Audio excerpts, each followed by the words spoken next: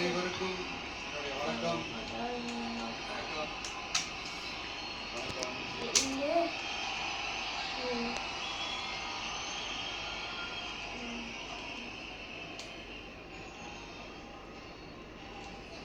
என்ன சொல்றது, எப்படி ஆரம்பிக்கிறதுன்னு தெரியல.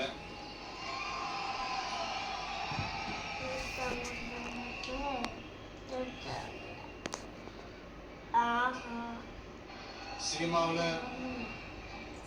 எப்படியாவது கஷ்டப்பட்டு வெற்றி அடையும் இருந்த ஒரு சாதாரண அசிஸ்டன்ட் டைரக்டருக்கு பிறந்த ஒரு பிள்ளையா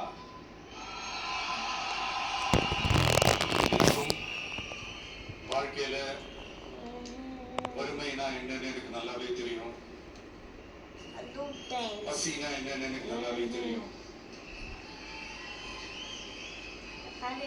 நான் ஒன்னும் பெரிய மன்னர் பரம்பரையில இருந்தெல்லாம் வந்துடல.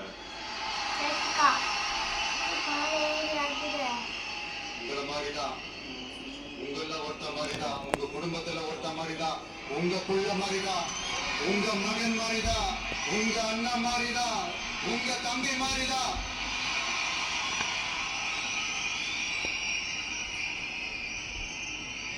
அப்படிதான் நான் உணர்றேன்.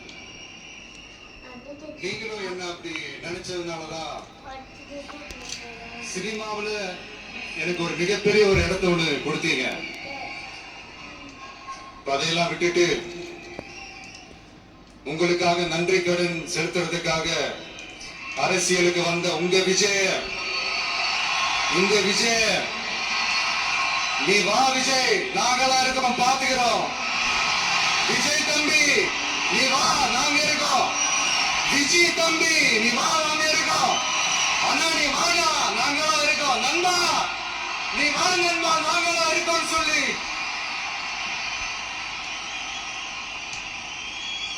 அவ்வளவு அன்பா, அவ்வளவு உறவா என்ன ஏத்துக்கிட்டீங்க. இந்த நேரத்துல இதை நான் சொல்லணும். இந்த டிராவல்ல, இந்த ப்ராசஸ்ல எனக்கு எவ்வளவோ கஷ்டங்கள், எனக்கு எவ்வளவோ அந்த அவமானப்படுத்தினதெல்லாம் ஒரு பக்கம் இருந்தாலும், எனக்காக கூட நின்ன உங்களுக்கும் அதே மாதிரி கஷ்டங்கள், அதே மாதிரி அவமானங்கள், அதையெல்லாம் நீங்க பெருசா எடுத்துக்காம, அதையெல்லாம் நீங்க பொருட்டாவே எடுத்துக்காம, என்னோட வலிகளை, என்னோட வேதனைகளை உங்களோட தான் நினைச்சு என் கூடவே நின்று இன்னைக்கு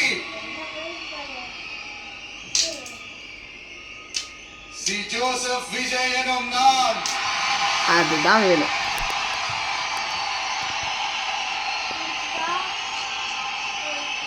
அத உண்மையாக்கி இருக்கிறீங்க. உண்மையிலே என்ன சொல்றதுன்னு எனக்கு தெரியல. என்னுடைய உறவுகளே, என்னுடைய சொந்தங்களே, நான் ஒன்னும் தேவ தூதர்லாம் கிடையாது. நானும் ஒரு இயல்பான ஒரு வாழ்க்கை வாழ்ற ஒரு சாதாரணமான மனுஷன் தான்.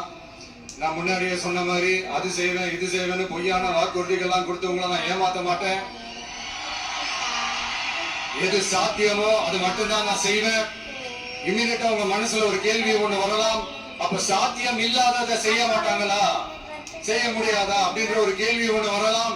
இத்தனை கோடி மக்கள் என் கூட இருக்கும் போது எது வந்தாலும்